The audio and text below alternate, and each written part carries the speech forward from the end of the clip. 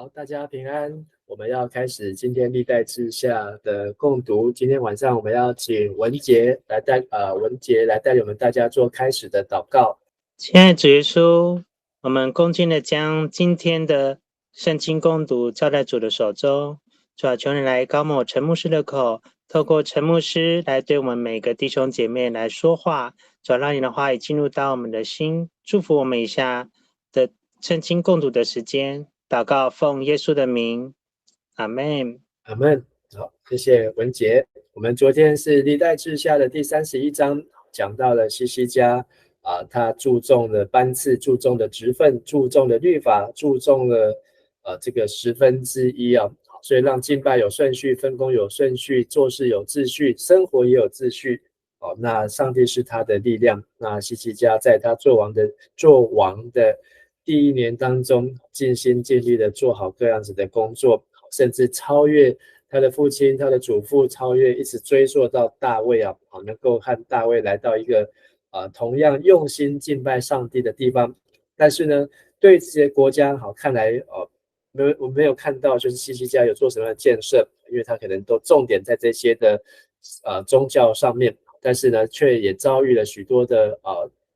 困难。好，那这个困难就是我们今天要读的32章。那32章呢，讲到了这个亚述强盛。那亚述这个国家是在主前850年到主前的626年，好，在这个世上出现。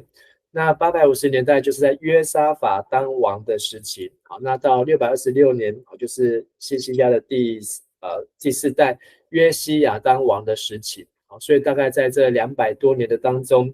也是南国在的时期。那特别在前面的时候，亚述没有那么强盛，但是后来亚述越来越强盛。所以从这张地图当中，我们可以看到，绿色是一开始待在主前的880几年。好，这个时候亚述的范围后来变成紫色扩大，然后呢又来到了橘色。那橘色呢就穿过了这个以色列，好，然后耶路撒冷、亚门、摩押以东。好，然后再来更大的最大的范围就是在粉红色主前的668年，到甚至来到了以兰，就是伊朗，然后巴比伦，然后来到了埃及。亚述帝国是相当的强盛。而在他最壮大的时期，也是希西家他在的时期哦。好，所以他今天这段经文呢，讲到的是亚述来攻打犹大，而希西家当王，他如何来依靠神。那以及最后32章的最后的结束，就是希西家他如何来在神面前所做的这些的事情。好，那我们就请文杰先带我们来读今天这段经文了。好，那请文杰先带我们读历代志下32章，从第1节读到第8节，1到8节。好，在希西家王忠心侍奉上主的这些事件以后，亚述皇帝西拿基立侵犯犹大，他围困了设防的城，企图攻陷这些城。希西家见西拿基立有意进攻耶路撒冷，他跟民间领袖和官员们决定切断城外的水源，使亚述人在接近耶路撒冷时没有水喝。他们动员了许多人出去堵塞水源，不让水流出来。西西王修建城墙，加强城内的防御，在城墙上建城楼，又造了外墙。此外，他又修建旧耶路撒冷东边那块填平的洼地上的堡垒，也造了许多刀枪和盾牌。西西家王命令城里所有的男人都受军官的指挥，并召集他们到城门的广场上，对他们说：要坚强，要勇敢，不要怕亚述皇帝和他所率领的军队，因为与我们同在的那一位比跟他同在的更有能力。他所有的只是人的力量，我们却有上主，我们的上帝来帮助我们，为我们打仗。人民因王这番话而得到鼓舞。好，谢谢。那希西家他忠心侍奉上主就是在和本翻成这些的虔诚事，就是关于圣殿、关于祭司、利未人，关于过节、逾越节的事情。那亚述皇帝来侵犯，那并且围困。那这段记载呢，在圣经当中被记到3次啊。好，那历代志下32章是1次，然后在列王记呢是18章到19章，好，有分2章来记载。然后还有到19章的后面还有35到37节，还有同样一个记载也是在以赛亚书36章到37章，好，所以很特别这个事情呢，在圣经不是只有记2次，而是记了3次，那多了一个地方就是以赛亚书。那在以赛亚书呢，在这个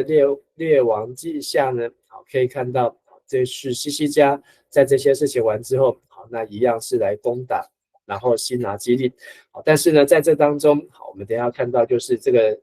西拿基利王，好，他的将军的对话，好，那甚至呢，西西家知道有这些的亚述军队，啊，在第7节和第8节，好，特别来鼓舞这些的人民，啊，弟兄，好，男人，好，要坚强勇敢，不要惧怕，因为与我们同在的那一位。比跟他同在的更有能力啊，就是亚述同在的神明更有能力。他说的只是人的力量，亚述皇帝是靠人的力量，但我们却有上帝来帮助我们，为我们打仗。所以西西家他稳定民心，也让人民能够有信心。其实如果我们看到这个列王记和以赛亚书，就知道其实这个情况是非常的危急。那但是这里历代志说他们做了一个决定，就是切断了城外的水源，好让这个亚述军队来的时候呢，没有水可以喝，所以这也是一个很快的应变。好，那再请文杰带我们来读，从第9节到第15节是这个亚述皇帝他的留言，9到15节。过些时候，当西拿基利和他的军队还在拉吉的时候，他派了几个使者对西西家和跟他在耶路撒冷的犹大人民说：我亚述皇帝西拿基利问你们，你们凭什么有这么大的信心，在耶路撒冷被围困时还留在那里？西西家告诉你们，上主你们的上帝会救你们脱离我们。西西家是在欺骗你们，要你们饿死渴死。但那毁坏了上主的庙宇和祭坛，吩咐犹大和耶路撒冷人民只可在一个祭坛敬拜烧香的就是他。难道你们不知道我的祖先和我怎样对付别的国家吗？有哪一个国的神能救人民脱离亚述皇帝呢？有哪些国家的神从我的手里救过他们的国家？那么你们凭什么以为你们的上帝能救你们呢？不要让西西家蒙骗你们，迷惑你们，不要相信他。任何国家的神都未曾救过他的人民脱离亚述皇帝的手，你们的神也绝不能救你们。好，那这个西拿基利呢，是派他的将军一路包围，然后也在拉吉就派他的将军来放话，说他们已经是稳死无疑啊，甚至还反间计，说西西家是在骗他们，西西家是在对他们说，前面第7节、第8节西西家所说的这些话呢，要坚强，要勇敢，靠上帝能够得胜，这些是不可能的，因为西拿基利他已经占赢很多的国家，所以呢，连耶路撒冷这个小国、这个小城，也不例外，都要败在亚述的手下。所以15节这个亚述的皇帝的信说，不要让西西家来蒙骗你们、迷惑你们，不要相信他。任何国家的神都未曾救他的人民脱离亚述皇帝的手。同样，你们的神就是指上帝不能够救这个犹大人的手，不能救西西家的国家。甚至呢，后面还有16节到19节。好，那请文杰再带我们来读16到19节。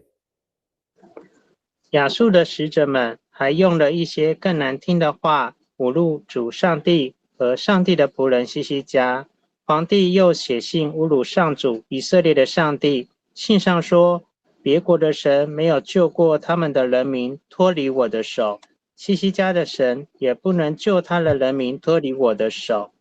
使者们用希伯来话大声向城墙上的耶路撒冷居民喊话，或要恐吓他们。使他们没有斗志，好轻易地占领这城。他们谈论耶路撒冷的上帝，像谈论人手所造的偶像和其他民族的神明一样。好，谢谢。好，那所以这些难听的话呢，好，在列王记就有记载下来。好，这些将军说你们以为皇帝只叫我对你们王说这些话吗？错了，我也是对那些坐在城楼上的人民，就是指以色列人民，耶路撒冷内的，他们跟你们一样，都要吃自己的粪，喝自己的尿，甚至呢还用希伯来话来喊叫，要听亚述皇帝的谕旨。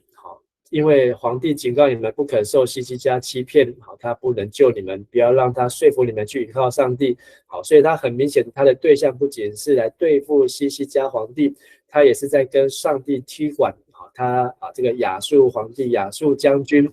就是把上帝当作是他们的敌人一样，因为他们已经拿下了很多的城，拿下了很多的胜利，也拿下了很多的土地。所以他们认为这个耶路撒冷是垂手可得，就是近在眼前了。那但是呢，即便如此，那希西家他就用祷告来寻求。所以我们再请文杰带我们来读，从20节一路读到23节。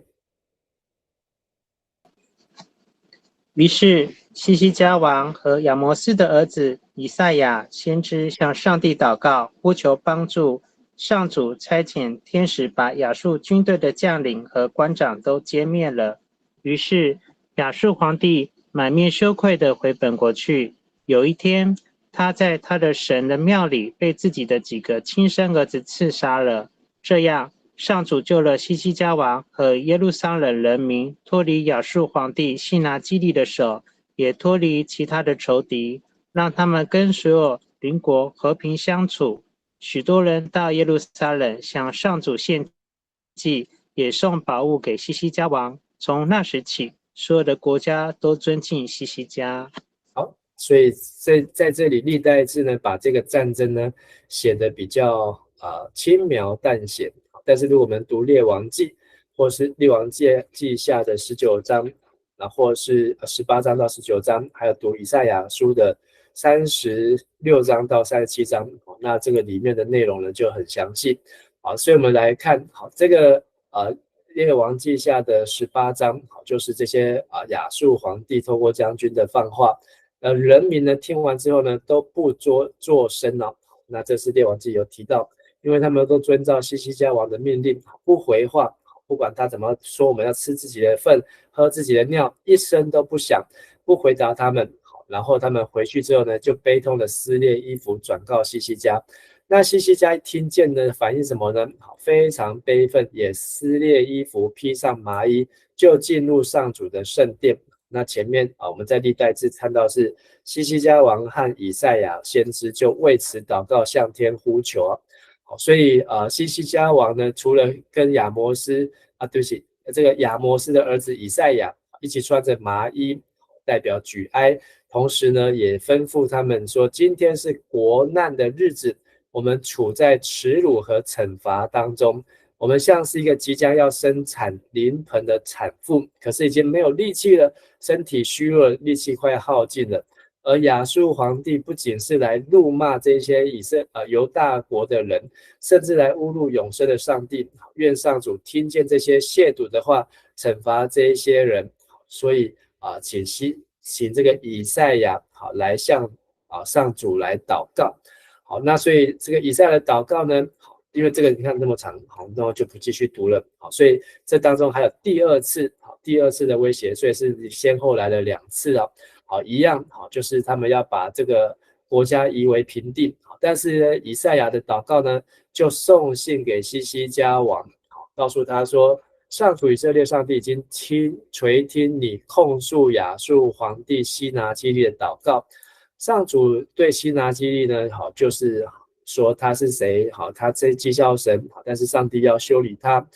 然后上帝已经准备要来执行，上帝要使这些亚述的军队束手无策，惊惶失措，他们要像是野地屋顶的杂草，小草被灼热东风一吹就都枯干。甚至呢，你做什么到哪里，神都一清一楚，清清楚楚，也知道亚述皇帝在挑衅神，向神发怒。神已经听到了亚述的皇帝的骄傲，好，所以神要用这里说，现在我要用钩子穿过你的鼻子，拿嚼环套住你的嘴，你从哪条路来，就从哪条路拉你回去哦。好，这就是亚述他们留下来，他们就是抓到了敌人俘虏，就是用钩子勾他这些俘虏的鼻子牵着走，用嚼环套住他们嘴，这样子一路拖着行啊。好，甚至亚述还发明很多凶残的武器，好，这个尖的这个木桩，好，把这些战犯俘虏通通都插在好这个肉串，像肉串一样，就是插在这上面。好，那所以上帝都一清一楚看在眼里，甚至说他怎么对人，上帝就怎么对亚述皇帝啊。那接着呢，是西西家对不起，以赛亚对西西家的预言，好，有一个预兆。好，那这个预兆呢，等一下我们会读到，但是这个预兆呢，在这里我们先看，这个预兆就是今年明年你只有野生的植物可以吃，到了后年就是第3年，你就可以播种收获，也可以种葡萄，吃园中出产的葡萄。犹大国劫后余生的人，仍然要像植物一般的往下扎根，向上结果。所以这里讲到这个上帝给西西家的预兆，是这个国家虽然面临急难，好像产妇要生孩子生不出来，但是只要持续的相信，持续的依靠上帝，要让他们能够继续的生产，而且能够结出果子，是根越扎越深，就代表他们越稳定，向上结果就代表他们真的是继续有这个生命力，能够茂盛。好，所以向下扎根，往下扎根，向上结果。好，这也是曾经一位总统把这句话圣经的话拿出来用。好，那这句话呢，就是出现在今天这一段记载当中。好，那我们先回来看，好，在这个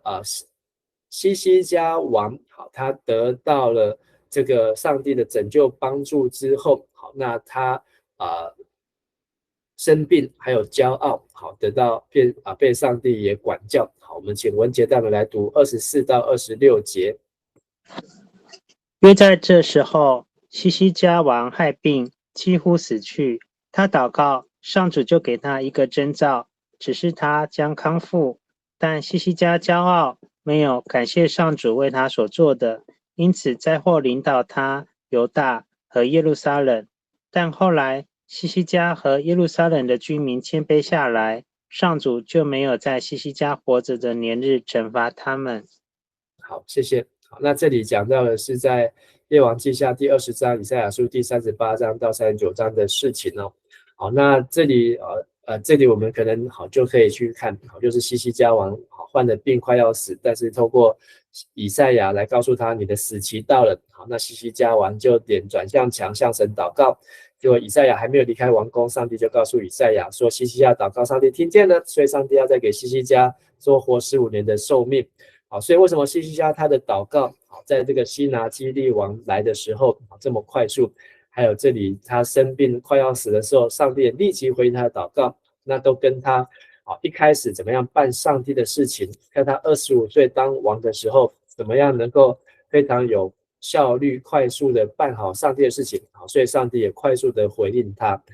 但是这里讲到西西家的骄傲，就是因为他病好了之后，然后呢，巴比伦的使者就来探病，探病之后呢，他一开心就开了他的国库，让巴比伦使者看到，所以巴比伦就是在亚述又更远的地方，然后就是后来变成是亚述被巴比伦给消灭，而巴比伦真的就是一路进来，真的就是来把西西家所有的后代通通都夺走。很有可能就是西西家泄露了国家的情报，泄露了这些国家的财富，钱不露白，所以让那么远的巴比伦他们都知道这里有钱，这里有黄金，这里有宝物，所以他们就要来攻打这个犹大国。好，那但是呢，在刚才那个西西家被包围的时候的战争，刚才没有讲完。好，所以祷告完之后，好，这个向下扎根，往